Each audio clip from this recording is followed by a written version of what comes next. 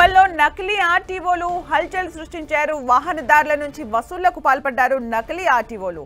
బాధితుల ఫిర్యాదుతో ఒకరిని అదుపులోకి తీసుకున్న పోలీసులు మరొకరి కోసం గాలిస్తున్నారు.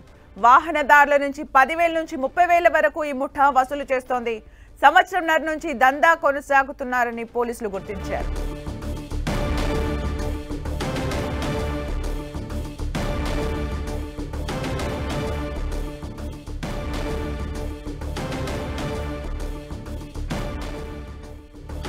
ఉప్పల్లో నకిలీ ఆర్టీఓలు కలకలం సృష్టించారు. వాహనదారుల నుంచి వసూళ్లకు పాల్పడ్డారు నకిలీ ఆర్టీఓలు.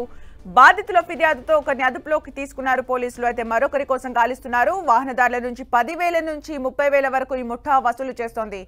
సంవత్సరంన్నర నుంచి దందా చేస్తుందని పోలీసులు గుర్తించారు.